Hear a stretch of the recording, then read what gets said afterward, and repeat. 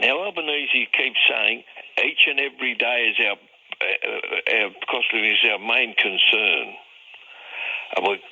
Nothing's happened. I don't know why people listen to these lies, but both parties do it.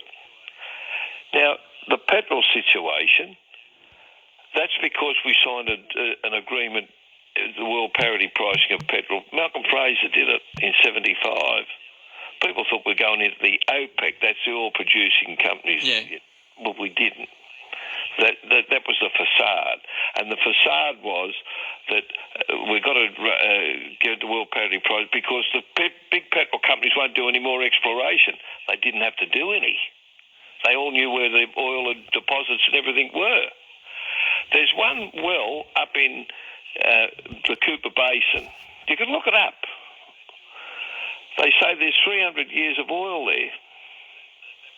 300. 300 years of oil, yep. Now, another explanation they came out, they said, no, it's only 100 years of oil. Okay, we'll go back to 100 years of oil. 90% of it's exported. 90%. Now, they've shut down our oil refineries.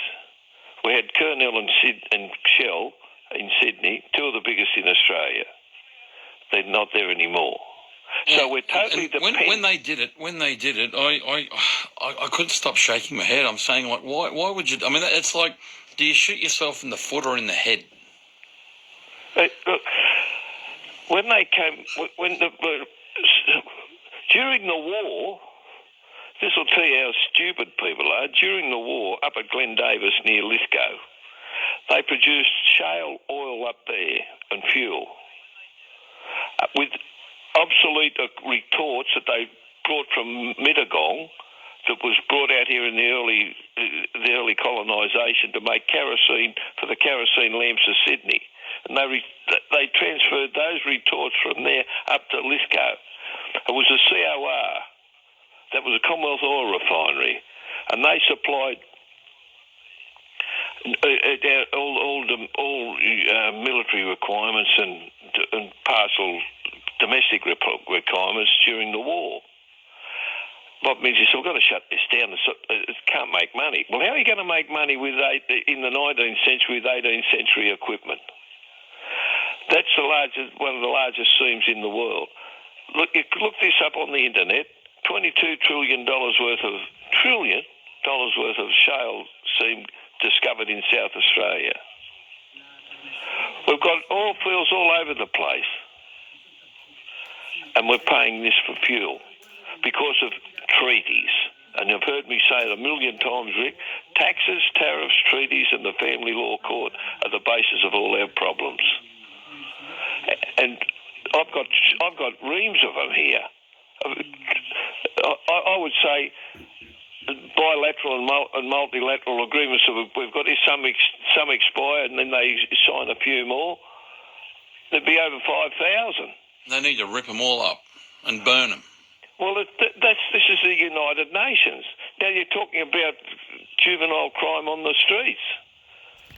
But the family law court. Break the family, break the community, you break the country. Then we've got the United Nations rights of the child. They can do what they like, when they like and how they like. Then they're telling us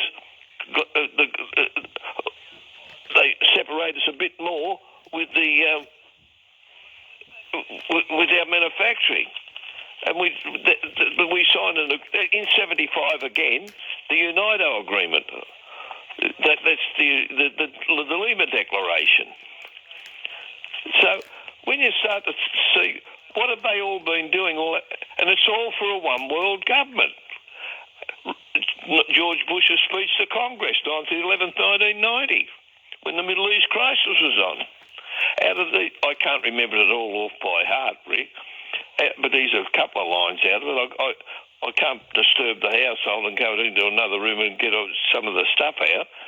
This is George Bush's speech, out of these extraordinary troubled times in the Middle East, we have the opportunity to forge towards a new world order, a world freer from the threat of wars, where all countries can live in harmony, where north, south, east and west.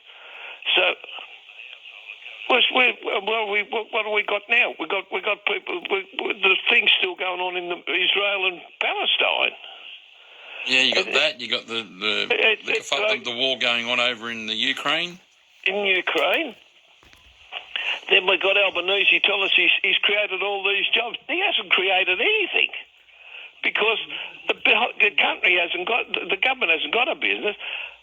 Listen to John Laws's, well, we all know it, but you can listen to John Laws's promo. He's created 3,000 jobs, started 3,000 in Centrelink and Medicare. That's not productive for the country. That's just draining the country. And why do they do that? Doesn't look bad with the unemployment figures. And they're all on the gravy train, the public service gravy train. Where are the jobs? We had 262,000 farmers in about 68, 69, 70. Haven't got them today. Here they are going to take the water off the farmers.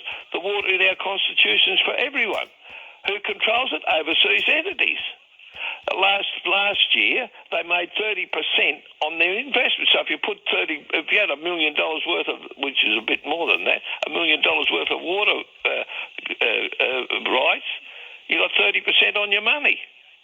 Here they are going to, all the overseas countries now want to buy into our renewable energy caper. That's Singapore and Indonesia and all those places. Yeah, but we know that's not going to work. Well, that's not going to work. But why do they want to buy in? Because the taxpayers subsidise it. Yeah. Look how much it costs for one turbine subsidy. There's another genius idea, the desalination plant in Sydney. $500,000 a day it costs. Work out how many trillions that's going to cost us over the years. $500,000 a day for that. And these geniuses are getting to Parliament. And by the way, you need power to run that thing too. Oh, power? To power. You've got no idea what it takes. It takes thousands of volts of power. Thousands. And it produces about 10 or 15% of water at best. And they're going to bring in more people. It's been proven that our Sydney water, Warragamba Dam, in dry times can't supply now. I read in a couple of weeks ago, in the Newcastle Herald, they're worried about Newcastle running out of water. See, and they're bringing more people in. And where do they come from? Yeah, that's it. And what about the sewer system? Well, sewer system, well, that's another thing. Do you know, it's just beyond me. Like, I'm 82. I'm okay financially. Well, I can't get a pension. I'm self-funded and I can't get a pension. I'm still paying tax. But I worked till I was 70-something, about 75 or 76. And people say you're lucky. Yeah, I suppose I was lucky because when I was younger, I had some very good people advise me. One was a Governor-General. Work hard. Don't waste your money. Don't gamble, smoke or drink. And it's made flat to stack. And look after yourself. Yeah, and you've done all those things. And so you do. Look, I'll tell you what I'd like people to do. I'll tell you what, I've got the temperatures here, Rick. That'll frighten you. 1896. I think it's 18. Wait till I get it near a light. 1896. 121 degrees in Ultimo in Sydney. Yeah, so what's that in... that'll be about 40-something degrees. 40. So 40, yeah. So we've been... The thing is, John, we've been getting hot days in summertime for a long time. Well, I'll tell you what. Do you want me to rattle a few? 120-something degrees at Bawarrina. 118 degrees, 116, 118 degrees at Bega and Kiama, and all that. In the 50s, I'll tell you what happened in the 50s. You talked about rail the other day. Like 54, 55, 56, somewhere around there. It was that hot in Sydney that we had trams running then. Yeah. In Eddie Avenue, that's right at the railway, at Elizabeth Street. There's switch points there. Like the trams would come out of Eddie Avenue and go north and south, wherever you wanted to go. same as in the railway. It buckled the switch points and it buckled the railway lines in Central. That's how hot it was. They were frying eggs outside Central Railway on the footpath. Yep. Now, we've had it before, we'll have it again. And they keep going on about climate. It's all about control. But the people think, oh, the government's going to give me something. Excuse me, think the government hasn't got any money. It's your fellow Australian that's going to give you something. Yeah, it's the taxpayers' money. The taxpayer. The fellow Australians, not the government, your fellow Australian. Don't say the government. The government's got control to dish it out, but they get it from your fellow Australians. And the big multinationals are paying little or no tax. That was identified by Mr. Jim Kalali in the Sydney Morning Herald, the 29th of October. Yeah, I think I saw someone, or I saw footage of it recently, of someone got up in Parliament, one of the members, whether it was a senator or whatever, got up in Parliament, actually went through the big multinationals. I think they went through the top 10 multinationals in the country and read out their tax bill, and it was frightening. Well, I've got a heap of them here, from 89 billion down to 11 billion, haven't paid tax for 7 years. And this is this Tax Act of 1953. Now, I've got to keep moving, but look, here's one I want to canvass with you tomorrow night, all right? Yeah. And we talk about the ridiculously absurd bar going higher. It doesn't go much higher than this, and this is the one I want to have a chat with you about tomorrow night.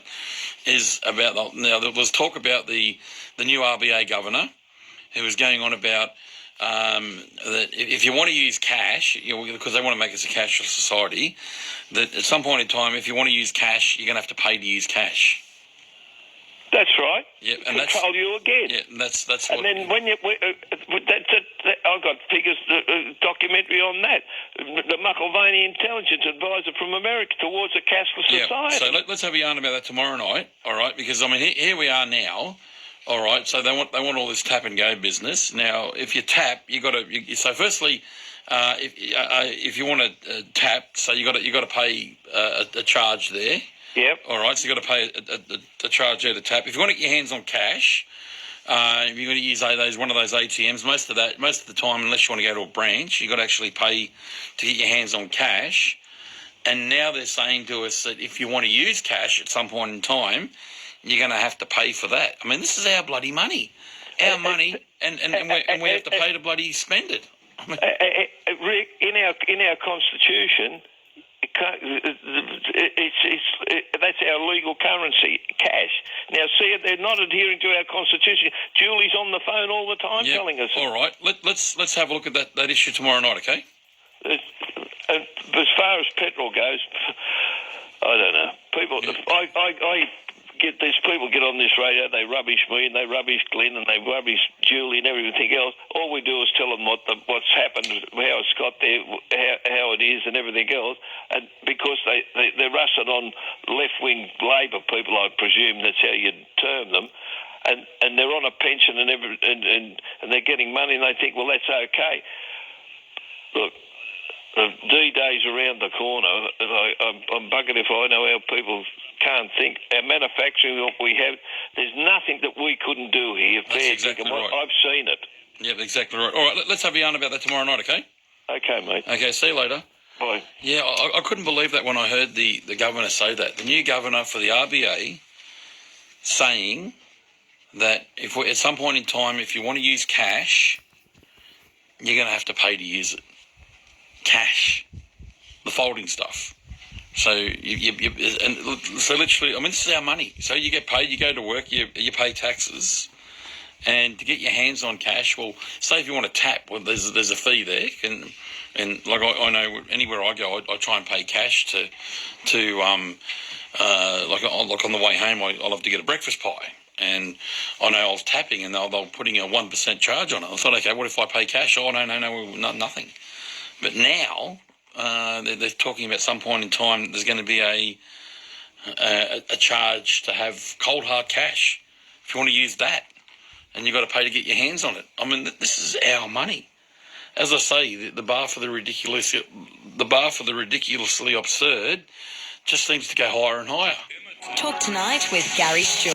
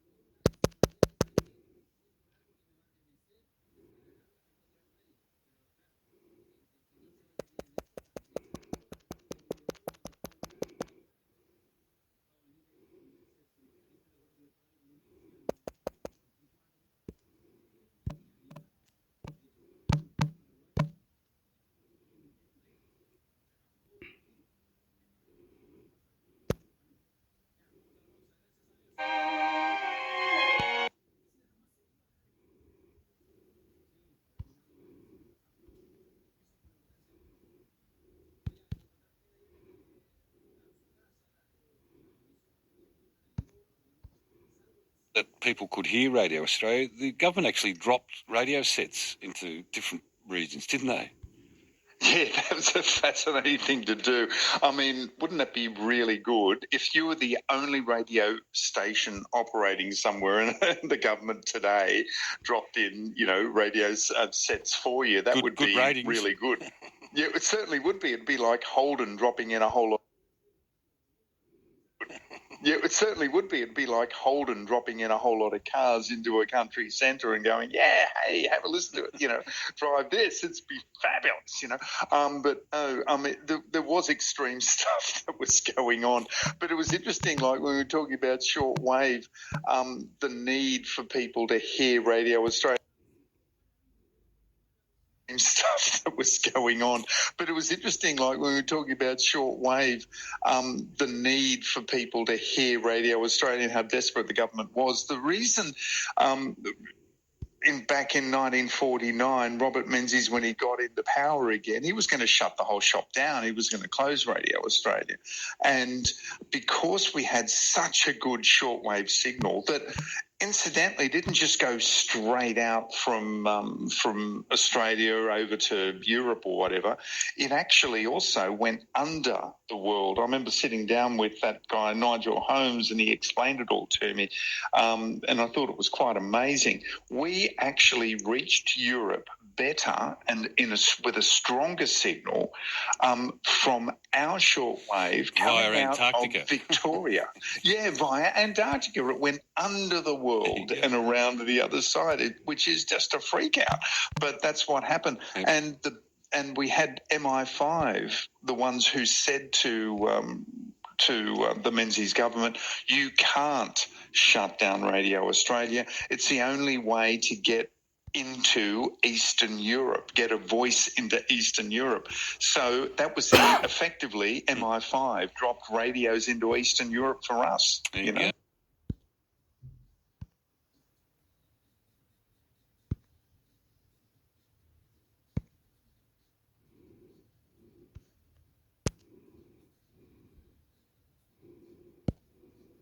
They became a very important part of communicating into those regions. Look, we'll head to the phones. If you would like to join this discussion, if you're ever overseas and you have the good intention of defending the civilians or bringing back democracy because they understand it. But I love being an independent artist because I'm in full control of my messaging and my sound. And was this after you released Back in Time, the breakthrough album? After I released Back in Time, I did a lot of years of touring, and I just kept getting more and more clear to me and more grounded. Every year, you just keep getting better and better, and it gets more clear to you. It just comes with time, But Back in Time was really sort of, the jump off of me being able to write and perform my own music. And did Prince help with that? Because he co-produced, didn't he? Yeah, he helped a lot because I went from straight graduating out of college.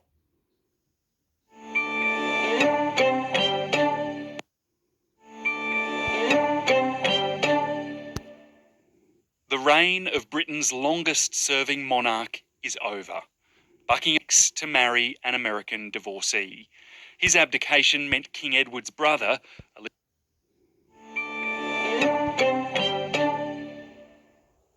After 7 decades on the throne, Queen Elizabeth II has died.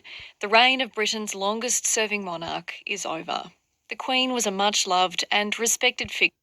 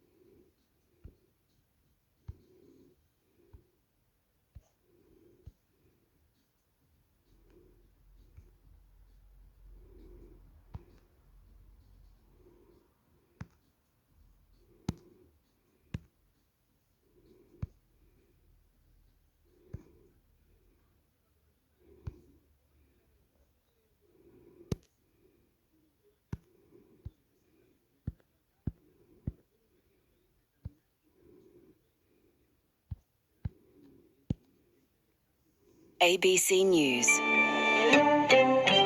Jack James with the top stories. Canberra Zoo has been closed after a woman was found dead on site this afternoon. Police were called to the National Zoo and Aquarium shortly before 1 o'clock this afternoon after receiving reports of a disturbance. The woman's body was found in a commercial kitchen area. A 29-year-old man has been taken into custody and has been transported to hospital under police guard. Police say there isn't any ongoing threat to the public. A mass evacuation is being carried out in a far north Queensland Indigenous community as floodwaters rise across the region. The 300 or so residents of Wujal will be flown to Cooktown amid the unfolding flooding emergency. The remnants of Cyclone Jasper have seen record-breaking rain in the far north in recent days. 4 ADF helicopters from Townsville will be deployed to help with disaster relief. And New Zealand's newly elected Prime Minister Christopher Luxon will visit Australia on Wednesday, his first overseas trip since winning the election in October. Prime Minister Anthony Albanese will welcome his counterpart to Sydney for talks on deepening ties between both nations. Earlier today, Mr Luxon said New Zealand's emergency services stood ready to help Queensland authorities deal with the flooding emergency in the state's north. This is ABC News. ABC News. Josephine Usher with the top stories. The Israeli military has revealed it mistakenly killed 3 Israeli hostages during its ground operation against Hamas in Gaza. The army's chief spokesman, Rear Admiral Daniel Hagari, says Israeli troops found the hostages and erroneously identified them as a threat during fierce fighting. It comes as the Palestinian President Mahmoud Abbas told US National Security Advisor Jake Sullivan that what he calls the genocide being carried out in Gaza must stop. Queensland police are investigating the death of a man killed in severe storms in Brisbane. The storms swept through the state's southeast yesterday afternoon, bringing heavy rain and wind gusts of 169 kilometres an hour. The 30-year-old was found with life-threatening injuries near fallen power lines at Murarrie and couldn't be saved. Meanwhile, more than 60 bush and grass fires are still burning across New South Wales, including 10 out of control. Fire bans are in place across 6 districts, including Greater Sydney and spanning from the Illawarra to northwestern New South Wales. And if you're in an affected area, you can tune into your local ABC radio station or ABC Listen app for the latest updates, warnings and advice. And Prince Harry says his mission against the publisher of Britain's Daily Mirror is only just starting after he was awarded over $266,000 in a phone hacking lawsuit against the company. A High Court judge found that phone hacking was widespread at Mirror Group newspapers over many years and that private investigators were an integral part of the system to gather information unlawfully. The judge also said that executives at the media group were aware of the practice and covered it up. ABC News. ABC News. Jack James with the top stories. Authorities have called off today's planned aerial evacuation of the community of Wujal Wujal as record rainfall and dangerous flooding continues to impact far north Queensland. The 300 or so residents of the town north of Cairns were supposed to be flown to Cooktown. Queensland Premier Stephen Miles says a new attempt to evacuate them will be made tomorrow morning with the help of the Australian Defence Force. 3 international airlines have been granted additional flights into major capital cities after Transport Minister Catherine King signed off on the changes. Turkish Airlines will triple its flights into Sydney, Melbourne, Brisbane and Perth to 21 in total per week, while Air Canada and Vietnam Airlines will also increase their capacity.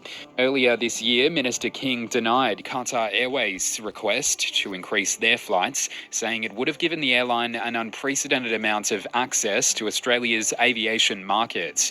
And a 29-year-old woman whose body was found at Canberra Zoo today was stabbed to death, according to police.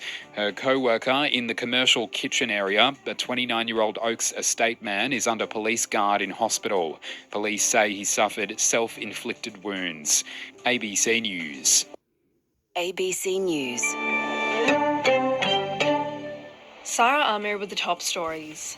More than 2 decades after she was convicted, New South Wales woman Kathleen Folbig has been acquitted of killing her 4 young children. Miss Folbig was once known as the nation's worst female serial killer, but had always maintained her innocence. She served 20 years in prison after being convicted of 3 counts of murder and 1 count of manslaughter over the deaths of her 4 children between 1989 and 1999. The U.S. House of Representatives has voted to formally authorize its ongoing impeachment inquiry into President Joe Biden. Republicans used their majority in the House to push through a vote to formalize the probe. It'll investigate whether the U.S. president improperly benefited from his son Hunter's foreign business dealings. Supporters of the move say the American public deserves to know how the Biden family acquired its wealth. The Democrats say there's no evidence of wrongdoing, with Mr. Biden calling it a baseless stunt. And heavy rain is continuing to drench far north Queensland after Cyclone Jasper made landfall. The Category 2 system crossed the coast near Wujal Wujal, north of Cairns, late yesterday. It's since weakened to a tropical low as it moves inland. If you're in an affected area, tune into your local ABC radio station or the ABC Listen app for the latest updates, warnings and advice. ABC News.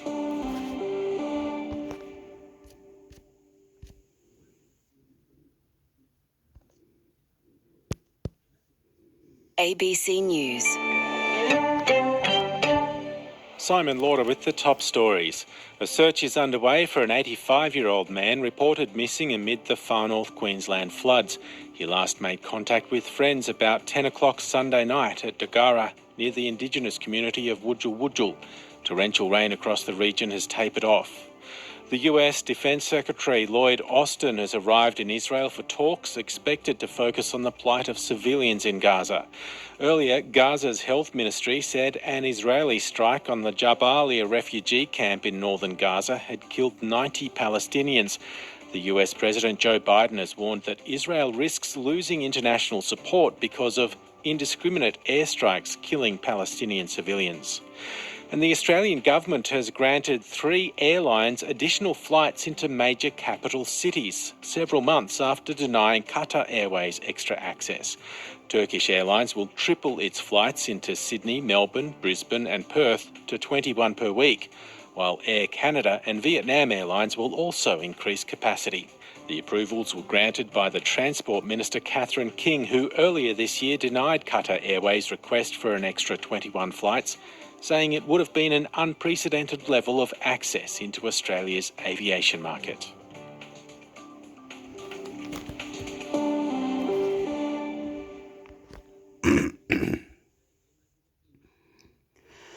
Okay, last one is this one that I like anyway. I know this guy's forever. I do it for a long time. I don't do for a long time. I need it. Heck though. I like Kalatuko. That's alright. SPS on the money.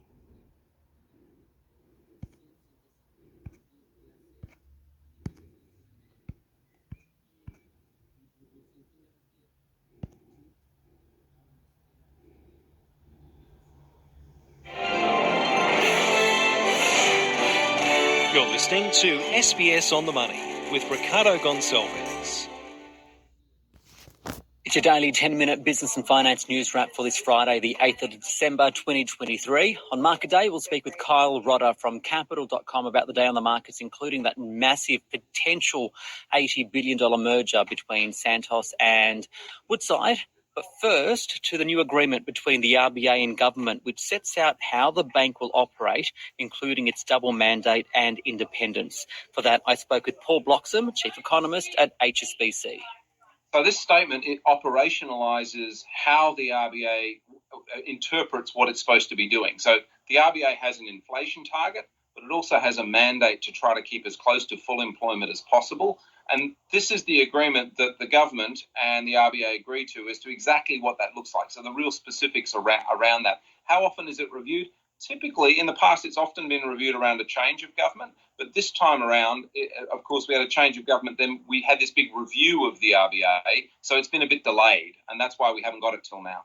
Let's go into more detail about that mandate. A key component of this statement is the role of the RBA, which is basically to ensure economic prosperity by setting monetary policy, so basically interest rates, to contribute to both price stability and full employment. What exactly does that mean? Well, so the main thing is this statement really tries to get down to exactly what they're trying to achieve. And what it hasn't changed is that they are seeking to get inflation to be at 2 to 3%. That's their main objective. And in addition to that, they're trying to maintain as close to full employment as possible.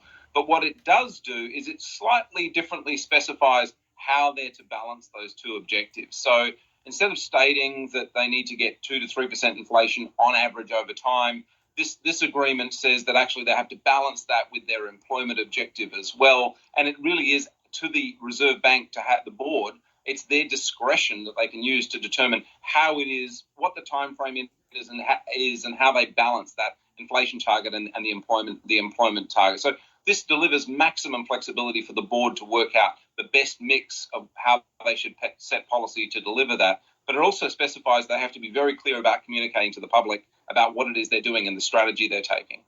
So given that maximum flexibility, what does it ultimately mean for where interest rates will be in the future? Does it change things at all? It doesn't change anything relative to before it being announced, really, in a broad sense. But it does remind us that the RBA is trying to get inflation back down to 2 to 3%. It's well above that right now. It also stated that they need to aim at the midpoint of that target. So they're aiming for 2.5. Now, that wasn't in the old agreement, but it is actually it's more specific in this agreement. I think the bottom line, the upshot is, with inflation still well above target at the moment, we should expect that interest rates are probably going to be on hold for a while. They're going to be at this level, this high level, holding down growth and slowing the economy for a while because inflation needs to come down and it's still quite high. When we talk about full employment, what is full employment? Well, this is it. The agreement that was signed, the statement today, really says that there is no one definition of what we mean by full employment. You can't specify a particular level of the unemployment rate because then you could look at the underemployment rate. There are lots of different measures. So it allows a fair bit of discretion, again, for the RBA to judge where full employment is. The other thing about full employment is it can vary through time. It depends on the structure of the labour market. So it varies through time. There's again, a lot of discretion left in this agreement between the government and the RBA about what it deems is full employment. Is there anything else new in this statement, given, as you mentioned very early on, that next year the RBA will start implementing some of those recommendations in the RBA review? Well, this is the thing, and there's a lot of change going on at the RBA itself. Again, not so much around the objectives it's got. It's still to get 2 to 3% inflation. It's still to seek to maintain full employment or as close to full employment as it can. But the way it gets there and how those decisions are made, well, there's a lot of change going on. So there's a new board that's going to be formed at the RBA. We don't know what that board looks like yet, but that board will be the Monetary Policy Committee. In terms of processes, the RBA is going through and going to implement a lot of the things that the review set out in terms of changing the processes, longer board meetings, more briefing with the board, more the board gets to vote on monetary policy. So a lot of changes within the RBA in terms of how they come up with the decisions. But in terms of what we will see, well, we will see them still looking to get inflation to 2 to 3%, still looking to maintain full employment, and still using their cash rate setting as their primary tool for making that happen. So a lot of it won't be things that we actually see, but there'll be a lot of processes changes at the RBA itself. Another key area in the statement is that it reiterates the RBA's independence from the government. Does that translate in reality? I think it does. The RBA is definitely independent in terms of its approach and what it can do. One thing the statement does is obviously bolster and reassure that the RBA is independent, the board can make independent decisions. There is an interesting thing in there, though. It also says that they're to talk through and coordinate and make sure there's proper communication about fiscal and monetary policy. So hopefully the idea is obviously we can have some coordination between the fiscal and the monetary policy settings going on. But the RBA themselves, in terms of the decision they make on the cash rate and their policy tools, that is independent from the government. Is the government working hand in hand with the RBA? Yesterday, S&P Global said that government spending across all levels, though, may be inflationary. What do you think? Look, I think that there has been a fair bit of coordination. Certainly, if you look back to the earlier budget that we got at a federal level this year, a lot of the upside to revenue was saved. But that's not to say that there can't be more, and I think that's certainly true. There can be more coordination between fiscal and monetary policy. The more spending there is at the government level, the more likely it is that interest rates aren't going to be able to come down anytime soon. And it's not, of course, just a federal government story. It's also a state government story. If state governments continue to spend more as well, and that's an area where you can see that actually there's been more spending going on, then that, again, also does prop up or support inflation. It means that interest rates might have to be higher for longer. Paul Bloxham there, the chief economist at HSBC. Now, Market Day on the SBS On the Money podcast.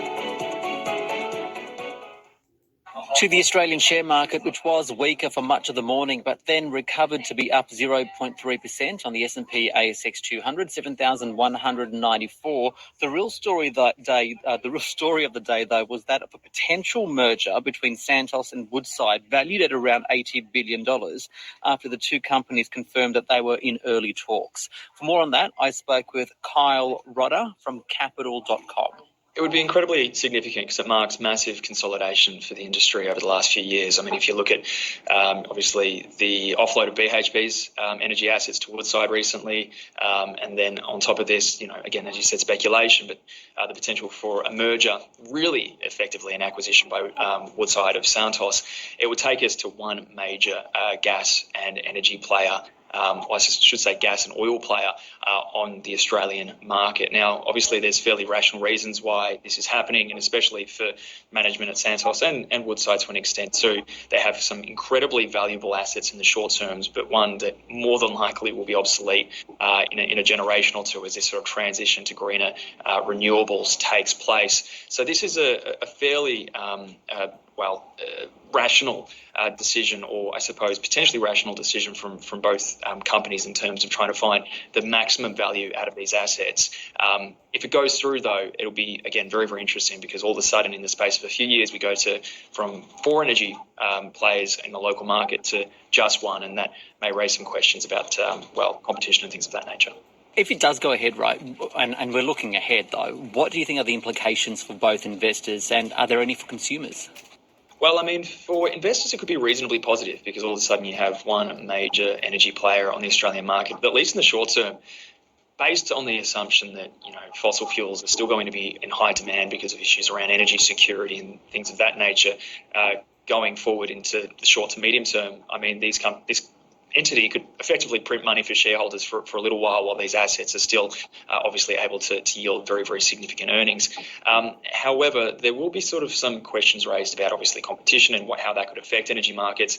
I don't think that'll be a major concern ultimately, because if you do look at effectively these companies, they are price takers rather than price makers. Their profits are very much driven by underlying commodity prices, and that's a world dynamic rather than something isolated to Australia. But nevertheless, it could be very, very fruitful for investors. there will inevitably be some of those probably political pressures around how this could influence energy markets in the short term and how that might flow through to consumers as well. We're talking about oil and gas, that oil price at a 6-month low. Why? And is there any, factor for this potential deal with Woodside and Santos? Yeah, I don't think it'll have a big influence on this deal itself, because what we're really seeing is cyclical influences here. And again, when it comes to the Santos and Woodside situation, really we're talking about two companies who are trying to maximise the value out of their assets for shareholders. When it comes to the oil market at the moment, we've seen a really significant drop this week to about 5-month lows after basically OPEC failed to intervene with, enough muscle with production cuts to stem what has been about a 20 to 25% sell-off in oil prices over the last couple of months. And if you do look at certain market indicators, we're heading for an oversupply of oil in global markets, mostly driven by a deterioration in the demand outlook. And again, not only the difficulty for OPEC to cut production necessary to address that supply and demand imbalance, but also on top of that as well, effectively these concerns about global growth going forward. So that's really been what's putting pressure on prices recently. And it sort of builds into this, potential recession story that we're getting in global markets too, as we look ahead to 2024. Finally, it's been a pretty super start to December. This week, shares are up around 1.5%. Is this the start of the so-called Santa rally? Well, you could argue that we've been a little behind the curve in Australia because, throughout November in Europe and the United States, we've seen, major indices absolutely surge, and we haven't really seen that same strength in our local market. A lot of that is on expectations, rightly or wrongly, for interest rate cuts next year and a peak in the global rate hiking cycle, which, again, going into tonight's trade, we've got the non-farm payrolls figures. That will determine whether the Fed indeed can keep policy on hold, and maybe at December's meeting, but also might open whether the Fed could open the door to rate cuts next year. So the Santa rally, as it often typically does, really does depend on the outlook for investors going into the new year about monetary policy. If we see softer data, again, the prospect of rate cuts being confirmed for some major central banks next year, that could certainly catalyse a global Santa rally, and one would hope maybe Australia can participate in that just a little bit. Kyle Rodder there from Capital.com. This SBS On The Money podcast is provided for informational purposes.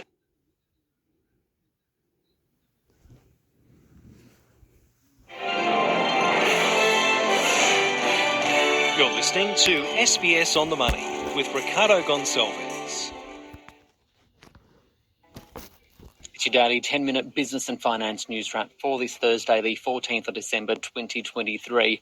On Market Day, we'll speak with Henry Jennings from Markets Today for his take on what to look out for in 2024, along with the US Fed Reserve's commentary on where interest rates are going. It's really moved the markets today. But first to Australia's labour market, where the unemployment rate rose from 3.8% to 3.9% in November.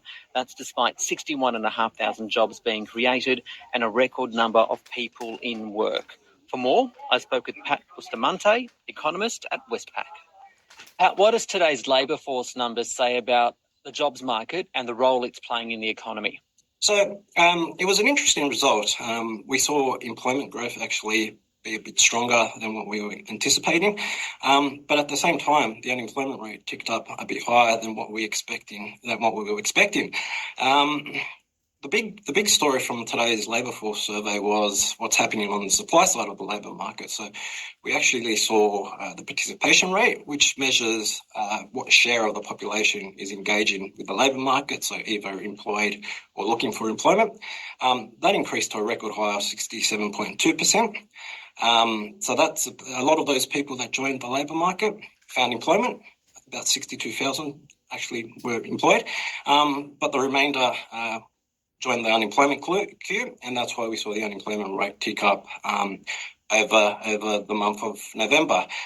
So the labour market still remains quite strong.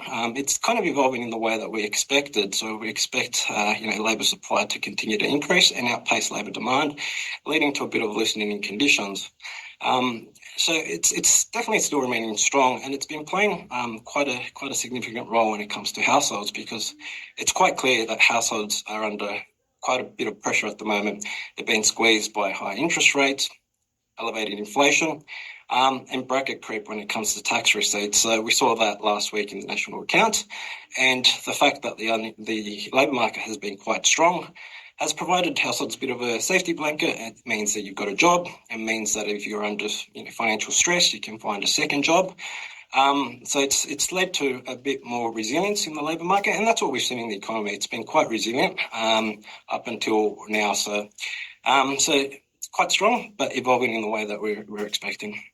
Is it fair to say then that if the average person looks at that headline rate at 3.9% and sees that it's at an 18-month high, that that high number really masks the true strength of the labour market, and why? It does to some extent, and I guess I would point out the another quite important and powerful indicator, which is the share of the population that's employed. So the employment to population ratio, that's also at a record high today. So that provides an indication that labour demand is quite strong because the record share of the population is actually employed today. But that's slowing. I guess labour demand's coming down, and we're seeing that in some indicators such as the unemployment rate, which has ticked up to 3.9%. But you got to remember that's still a lot lower than where it was in the lead up to the pandemic, where it was averaging about 5.25%. We've also seen the underemployment rate tick up in this month and over the last 6 months as well, and that just suggests that people are finding employment, but they're not getting sufficient hours, so they want to work more. So that's another sign that conditions are loosening.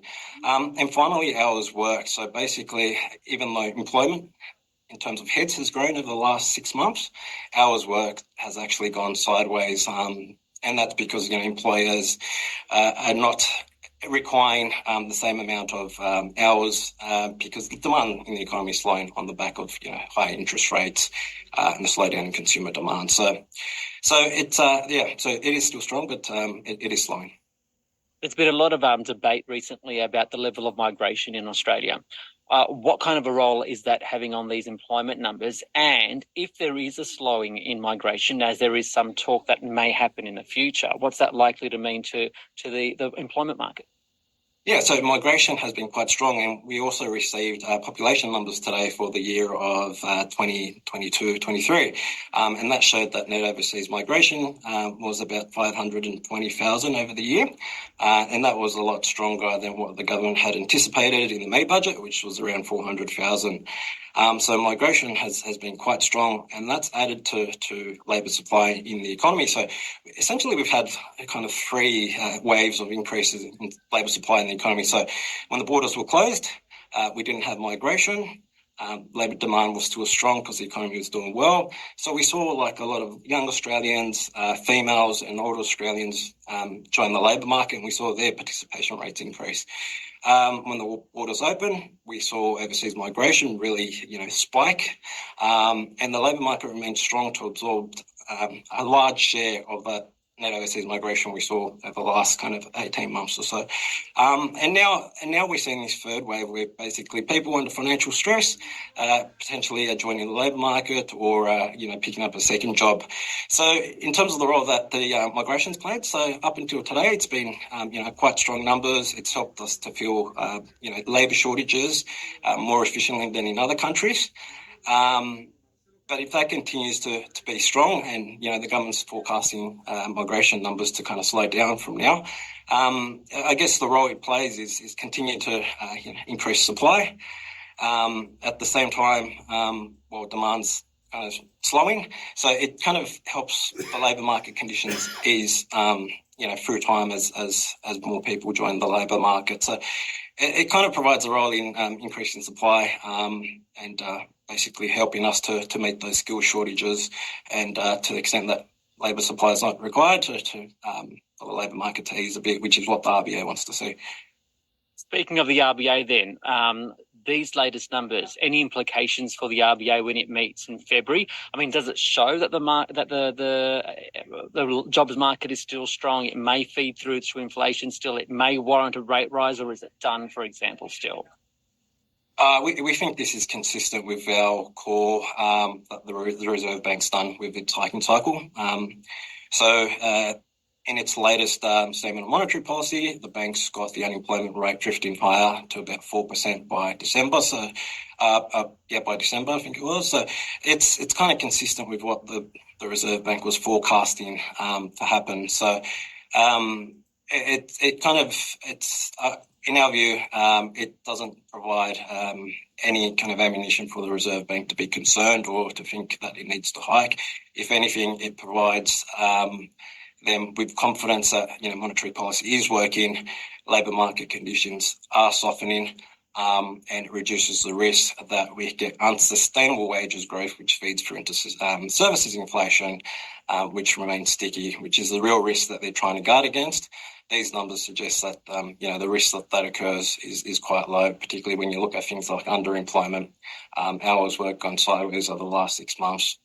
That really kind of points to softening labour demand. And if you've got labour supply increasing at the same time, you've got a loosening in conditions, and that just reduces the risk that you have unsustainable wages growth or bottlenecks emerging in the labour market. So we think it's consistent with what they would be expecting, and if anything, they'd be quite happy with today's outcome. Pat Bustamante there from Westpac. Now, Market Day on the SBS On the Money podcast. The Australian share market had a spectacular day. The S&P ASX 200 up 1.7% to 7,377. That is an 18-week high. It follows US Federal Reserve commentary. Firstly, it left interest rates on hold, but then signalled they're set to cut interest rates in 2024. For more, I spoke with Marcus Today's Henry Jennings. Henry, what a spectacular day for the ASX at a 5-month high. A lot of it has to do with the US Fed overnight basically saying that rates there won't rise anymore, with as many as 3 rate cuts to come next year. How significant is this for investors? Why? And does it change things?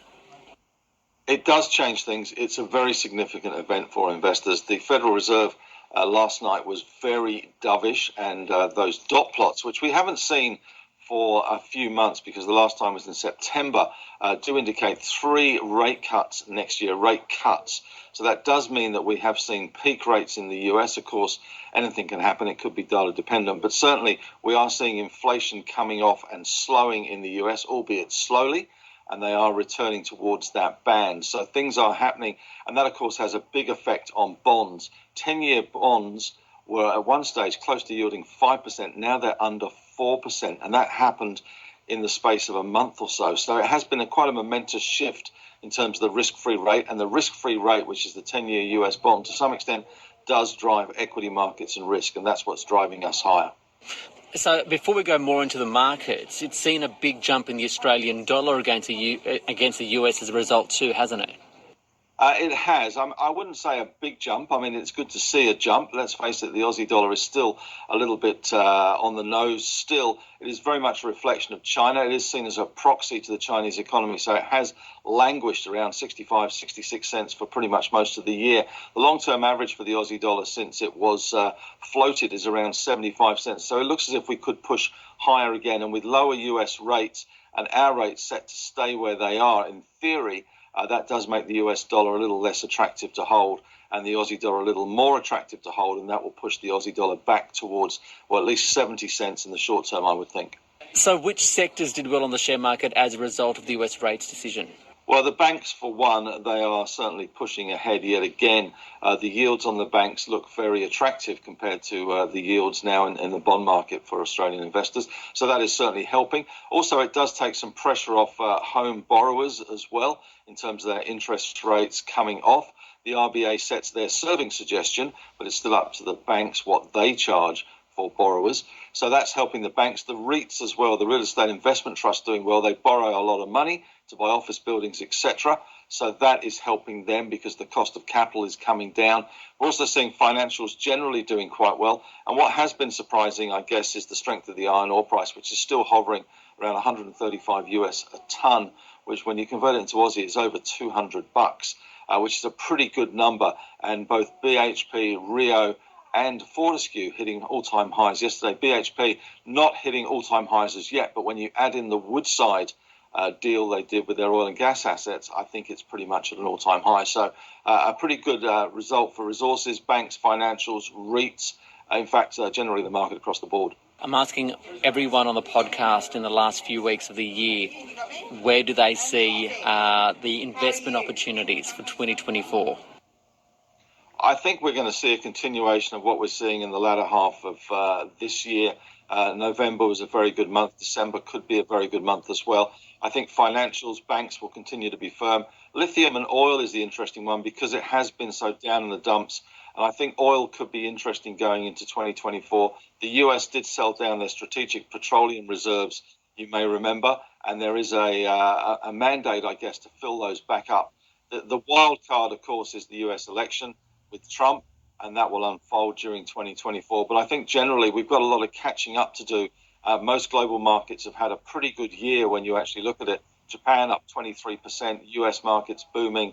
The only ones that have really been suffering are commodity-based ones like Australia, with a very meagre 4 or 5% gain in the year to date. So I'm expecting our markets to do a lot better pretty much across the board, and maybe healthcare another standout.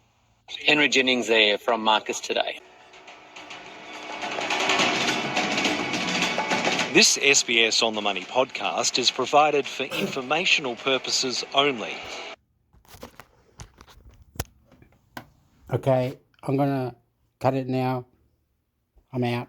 I can't do it anymore. I'm super insane. Okay, just gotta say a little bit where I live here in the Illawarra in Toraji. It's sad, bad. Some people die, some people silly, but all in good hands with the community, the people, the government. The food's going up. Things are getting better. We're all connecting. It's the end of the year. Merry Christmas and a Happy New Year. Enjoyment, happiness, love, hate, all go in relationship. I love you. Can up. Good, be nice. Excellent champion. Change your ways. Move forward. Interesting. Questions asked. Government news. You are beautiful. I love you. Anyway, goodbye. Thank you. I'm into me sector. I'm struggling. I'm a poor person, and I'm very love you. Intimate sector from Illawarra, Toraji. Goodbye. I've been here. Oh yeah, I've been here for 9 years now. 9 years, maybe less, 8.5. I'm from Canberra, Cooma, Bungendore, Queanbeyan, Belconnen, Tuggeranong, Western Creek, Canberra. I'm all around there in Canberra. I went to Davao. I've gone to the Gold Coast. I went to Perth once. I've been to East Island, Chile, and that's it. I don't know. Anyway, it's late now. Late. Oop, not to make too much noise. The police or something outside. I can hear the torch. Anyway, everybody, beautiful. Some houses are much bigger than others. Some are more closer to the ocean. Some people have more boats and other things. More people active, less and more. Maybe here, some arguing, some not arguing, debating and all this. All good. We're growing. Bring your Amazon stores. Bring your Amazon store, America. Bring everything here. We'll buy it off your phones and everything. We'll buy everything anyway. Bring your technology here. Don't be shy. Can't got your tongue, America. Bring your Amazon. Bring your eBay. Bring the whole lot to Australia. We want it. Google Pixel number 8 Pro. I love you. I must go now. We want to buy everything, and hopefully we'll be all right. And I know we'll cry. We'll pray to God. We'll say thank you. And good people. Thank you. Bye. Intimate sector.